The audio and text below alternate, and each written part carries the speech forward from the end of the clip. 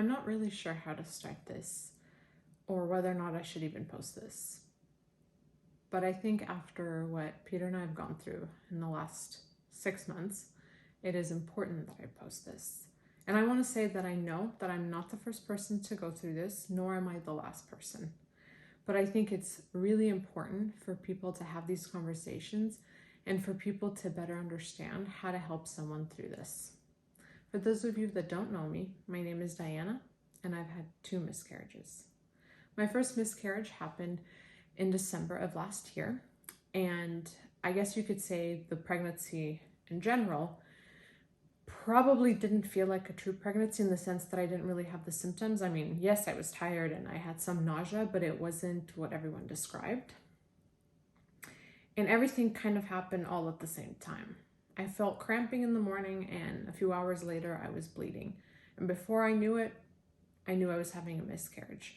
So everything just happened all at once. And unlike the second one, I didn't really have time to understand what was happening because it just happened, and it was kind of like, oh crap, is this what it is? I went to the doctor, and the thing that they said back then that didn't register to me was, or that I should say that would come back later and haunt me in a way, is they said they didn't see anything there. And Peter wasn't allowed in the room. And it was my first time, so obviously, what would I even know to ask, right? And then, as hard as it was for us to, get through that, in a way, you just thought of yourself as part of the statistic, and you knew, what you wanted were kids, and what you want are kids, and you need to push through. And, we decided a few months later that we would try again. And March 1st, I took a pregnancy test and it was positive. And unlike the first time, I had been feeling really tired. I mean, more tired than I have ever in my life. And soon enough, I started feeling that nausea that everyone talked about. I hadn't thrown up, which worried me, but I've read that that doesn't necessarily have to happen. And I spent almost 2 months feeling 1,000% pregnant. And for all intents and purposes, I thought that this time around I would have my rainbow baby in November, and everything that Peter and I had hoped and planned for was finally coming true. The night before the ultrasound, we were out for dinner, and for some reason I just wanted to eat everything, and I hadn't wanted to eat anything at all for the last few weeks. So I did become a little bit suspicious, but I thought, I'm just going to take this as a sign that I can finally eat something and shut up and eat. The one thing I did find weird was that certain smells weren't bothering me as much. For example, I could always smell the coffee downstairs when I was upstairs, and I just wanted to throw up. But for some reason, the few days before our ultrasound, all I wanted to do was drink coffee, and I had no problem with it. At any point, you always question why you're feeling a certain way. And I think when you're pregnant, every little thing worries you. And we went for the ultrasound, and Peter again wasn't allowed in, so he was on FaceTime. And what really breaks my heart is that I could see his face just beaming with excitement. And because I was in the office and I could hear her, whereas he couldn't really hear her, I could tell by the way she was just breathing and making these sounds like, oh, I'm trying to find something here, but I can't. And unfortunately, she said that she, again, couldn't find an embryo. Well, not again, because she wasn't the same doctor, but she couldn't find the embryo. And she sent me to a radiologist, and she told me that if I wait a few more days, if there's an embryo, it might show up. So I had to wait a whole week. And let me tell you, that whole week was the hardest week of my life. And every time I got a cramp, I prayed that it would go away. I never thought that in a week's time I would pray for those cramps to come back. But went to the radiologist, and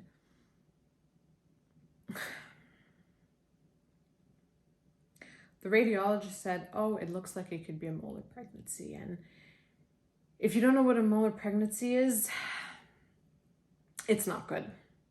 If you leave it in there and it's undiagnosed or untreated or whatever the case may be, it could cause you to have problems down the line and potentially have some type of cancerous cyst or tumor, whatever it may be.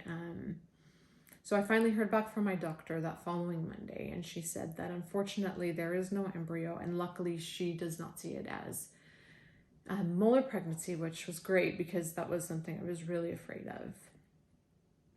So she told me I had 3 options: either let it happen naturally, take medicine for it, or have a D&C where they would go in and remove it.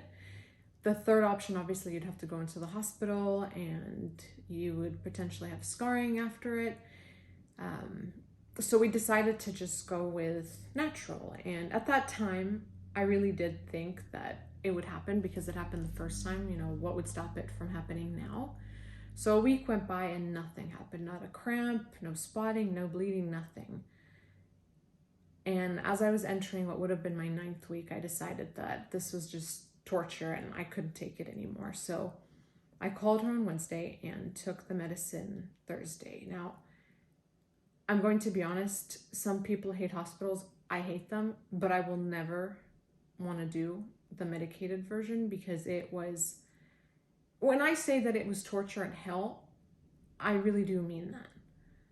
I took the medicine, and you'll see this in the next few clips, but I took the medicine and a few hours after, the pain became so unbearable. I mean, I couldn't breathe. I was going to throw up. I got the shivers. I had a fever, all the things you can imagine.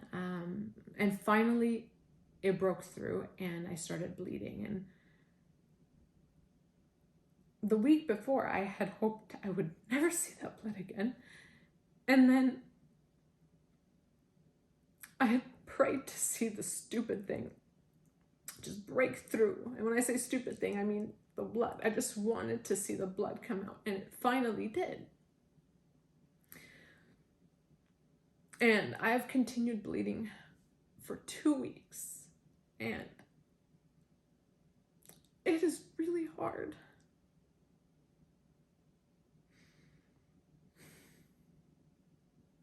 Not only do I have to try to figure out how to feel emotionally, but my body has betrayed me. At least this is how I feel. And I know people will say, oh, it's not your fault and you can control it. And I accept all of that. I do.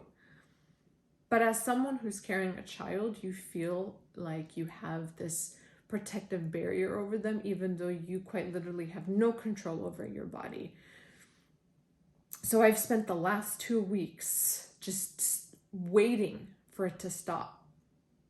Imagine losing a child and then having to go 2 weeks plus bleeding. The doctor said you could bleed from anywhere from 4 to 6 weeks. And that's really, really torture.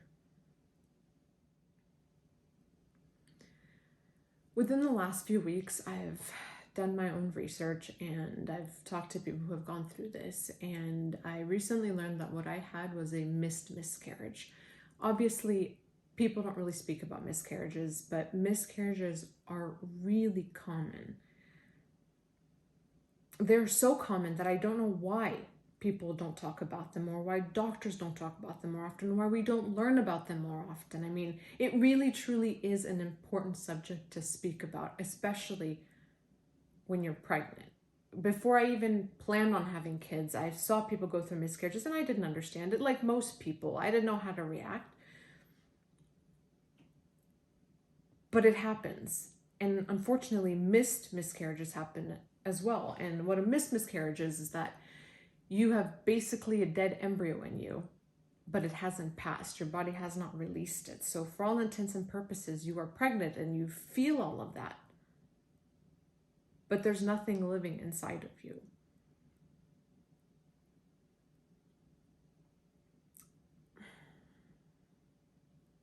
And honestly, that's such a hard thing to accept. You know, you spend 2-3 months, some people longer, feeling that you have created a life, right? And there's nothing there. I mean, to go twice and not hear the heartbeat, it's like you put in all this work for something and then you don't get any type of return on it.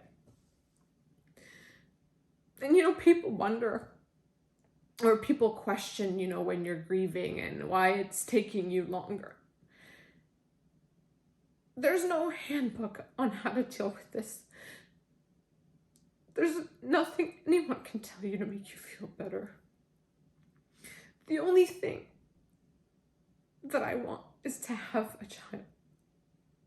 It's something that we take for granted. We think getting pregnant is easy, and hell, we think staying pregnant is easy. But let me tell you, just because you can make it happen doesn't mean that it stays there forever. And the worst part is with each miscarriage, your chance of having a miscarriage increases. So the thing that terrifies me is, will I get pregnant again? And if I do, will I remain pregnant? This isn't just about having a miscarriage and losing a child that you'll never have. It's not knowing what the future holds. And honestly, that's the most terrifying part of it.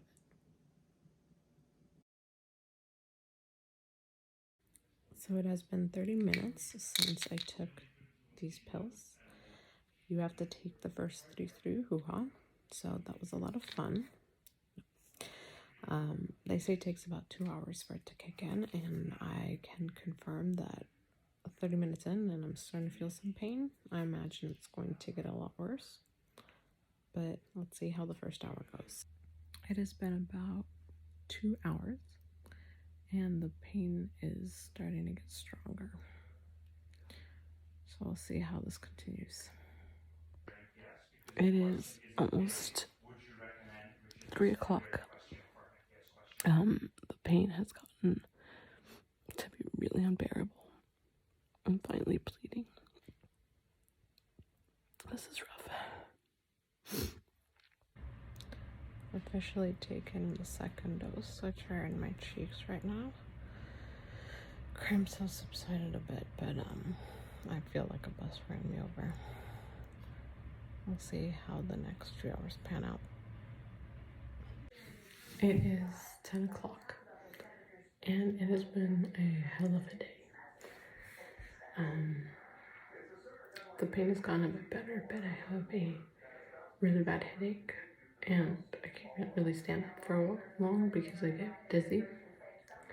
And I've been passing, can't talk, a lot of blood and clots and tissues and all of that. So, as good as that is, considering it hasn't happened, this is not easy. Honestly, it's torture. I'm hoping that through the night I can get some sleep because I'm just wrecked. Day 2 is a lot better than day 1. Yesterday was just a daze. I was really woozy, nauseous, headache. I mean, that headache did not go away, and probably during the 5th hour is when I felt the most pain. It honestly kind of feels like you're dying at some point. It's unbearable. It's unbearable what we have to put up with as women. Like, that this is a process that people go through. A medicated miscarriage, listen, I've never had a DNC, and I hope I won't have to. But this was not an easier alternative either. This was just, it was shit. I can say from having a natural miscarriage that I did not go through what I just went through. This is just hell. And although I feel better today, I still have a bit of cramps and still exhausted, but much better. I mean, yesterday was just complete hell. It has been 3 days since I took the pill, and today has been a bit hard. The cramps have been more like contractions. Never had them, so if I had to guess, this is kind of what it feels like. It just feels like an accordion, my stomach is being pulled, or more my uterus. And I think today the gestational sac actually exited, which I would have expected to have happened sooner, but I thought I was on the path of it being over almost, but today is just kind of painful, and a lot of bleeding. When I decided to make this video, obviously I wanted to talk about the medical part of it, but I think what might be even more important to talk about is the grieving process. Since we've gone through this twice, we've had similar experiences, and I think it's to the point where we really want to make it clear what this looks like, because I think people don't really think about the grieving process. They think you can just move on and continue with your day as if nothing happened because there is nothing for you to bring home. But really what you bring home are a bag of emotions and sadness. Mm-hmm. I think the hardest part of the process, at least from a grieving perspective, is you don't know how to speak to people because people don't normally speak about miscarriages. So you're not armed well enough to have that conversation, and the people you have the conversation with aren't armed well enough to have that conversation and provide you support. So you're stuck in this weird place where you feel like you're getting like platitudes and kind of like very hollow like reassurance. You don't know how you're supposed to feel. You don't know what to expect. At least that's how I've perceived it. Like speaking to people and dealing with people, and it's made grieving challenging in some regard. I mean, you keep saying, and he's always a component, or not a component, but like a champion for people just don't know how to deal with it. So you have to kind of respect that. And I do respect that. But at the end of the day, the best thing someone can do is listen. Like, I'm not looking for advice. No offense to anyone, but I've been through this twice, and anything you say, it's not really going to make me feel better. I understand you have good intentions, but I'm going through something that I can't really explain to you, or I can try, but you may not understand it, and I fully respect that. But you also have to understand that the best and only thing that I could want from you is to say that you love me, you support me, and you're here for me. And the thing that really shouldn't be an issue, but people do anyways, is they make you feel like you're making them feel a certain way when it really should be someone respecting what you're going through. And I think we've talked about this a lot, that people don't think miscarriages are the same as a person who has lived a long life or has lived a few years. They see it as it wasn't really something I saw or touched or felt. It wasn't intangible, so I'm going to move on, and I think that you should do that as well. But at the end of the day, we've lost someone. We're grieving someone as you would grieving a grandparent, grieving a parent, grieving a child that's had a life. And I think that's the first step for people. Like, maybe if they accepted that that was the fact, they would understand us better. Yeah, I think like the way I've always like the way I see it is like never, what's the right way of saying this? Everyone grieves in different ways, and everyone's perception of how they want to grieve is different. And I think the problem that I've noticed is a lot of people seem to think their perspective of what a miscarriage is what should apply to us. And I think what that ends up happening is, to be clear, like all the physical stuff that's happening is happening to you and not to me. All the grieving, I think, is more intense in you because this was something that's happening inside your body. This was a child that you weren't carrying. This was a life that you were bringing. I was part of the creation of that process, but the manifestation physically of what was going on was with you. But I think what's really like kneecapping everyone is I think they don't understand that to you and I, regardless of whether this was a miscarriage that happened 1 week into the pregnancy, 10 weeks into the pregnancy, 5 months into the pregnancy, this is like a child that in our minds we wanted, right? They may be faceless, we may not have a name for them yet, but they're a child like in our hearts, right? And the loss of it, regardless of whether it happened before the heartbeat or it failed to form or it happened naturally at home while we were doing something else, it's a loss to us, you know? It's I've seen people grieve over pets more intensely than they expect us to grieve over a miscarriage, right? And that seems really odd to me. Is it because you can pick up that pet and it licks you back? I'm like, but you're discounting the love that we had for our unborn child, right? You're discounting the connection we had with what it meant to become a parent. Right. And I think by telling us to just move on, what you're actually doing is telling us you're wrong for having this feeling. When what we really need you to say is like, guys, go grieve. We're here for you. I don't understand why you're grieving, but we're here for you, right? Because I don't look at someone and say like, you've never had this experience in your life, but I want you to be in my shoes. I don't want you to do that. But what I want you to do is actually ask how we are. How are we doing? But not just like, hey, how are you feeling? But like, how was today? Was today hard? Was today easier? What are the emotions that you're feeling? Because to me, that's what I want to have a conversation about so that I can start sharing with you my grieving process. At least that's how I see it. Because then you at least open me up and start having that conversation. Whereas just acting like things should be okay, right, kind of like you don't give me the opportunity to be myself with you, because now I have to be kind of like stoic and unemotional, strong, and because that's the perspective that you think I should be in. And then that means I'm like context switching all the time depending on who I'm talking to, and that's just more distress on my shoulders. I'd just rather be annoyed while talking to you and just move on. I'll probably be annoyed for less time. Listen, I know, people just don't know how to react or how to be there for you. And you said, like, ask me how am I feeling. I had people do that. And I'm like, guys, you cannot ask me the same question every day because my feeling is not going to change. And that's why I say grieving is different for everyone. But I'm afraid to say how I feel because I don't want to get the advice that I get, like, oh, it just wasn't the right time. God has different plans for you. Listen, I get all of that. I understand that maybe we couldn't have it because there was something chromosomally wrong. And we saved the child this way. Fine. But telling me to move on, telling me it wasn't my time, telling me I'm young. Yeah, I know I'm young, and look what's happened.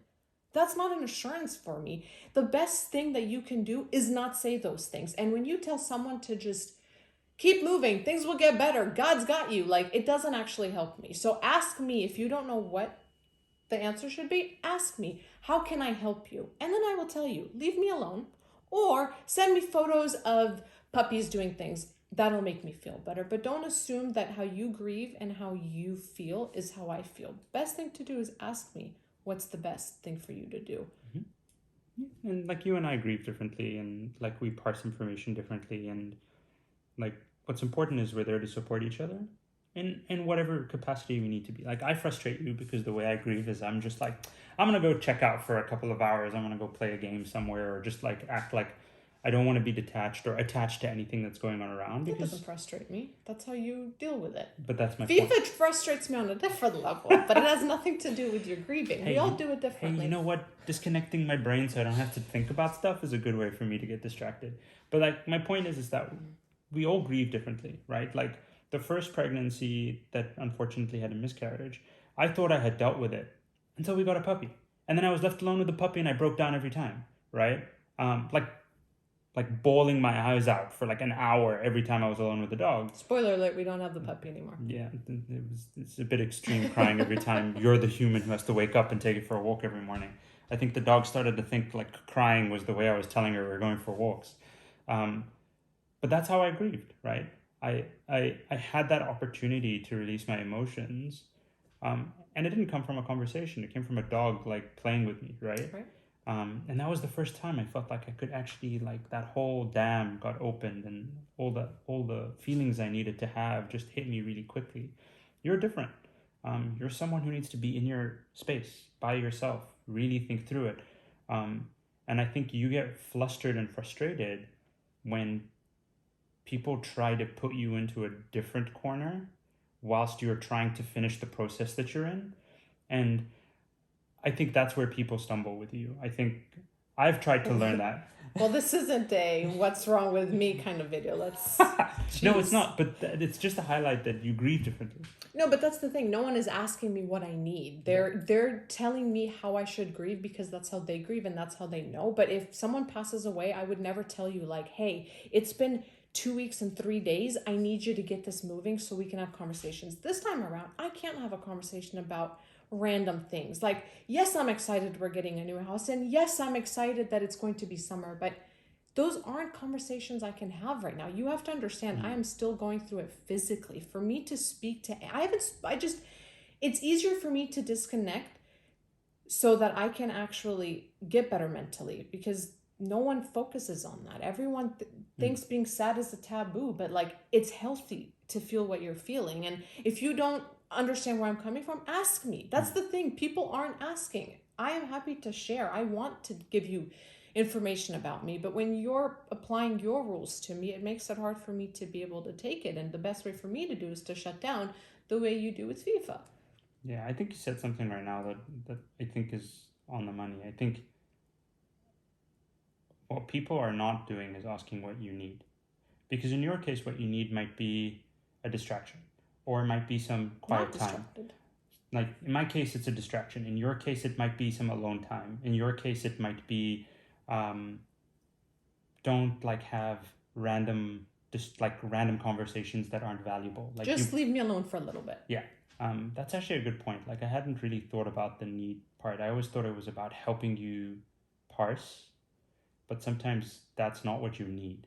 What you might need is something completely different. I think that's what people need to be asking more than anything. Well, that's the thing. As we've said, you grieve differently, you process things differently, but the best place to start is to ask. If you don't ask questions, you don't know answers, and then you end up doing things your way. And no offense, it works for you, but it doesn't work for me. Just as you getting distracted, I can't distract myself. I can't find anything that makes me think, oh, let me forget about this. The only time I'm not thinking about it is when I'm sleeping. And we'll be fine. Like, we've gone through this. We're strong. And I think that, yes, having kids is important, but having kids with someone that you love and can't imagine your life without makes it even sweeter. And I think that's why it's even harder for me, because I want this not just because I want to be a mother, but I want to be his baby mama kind of thing. Like, you love me?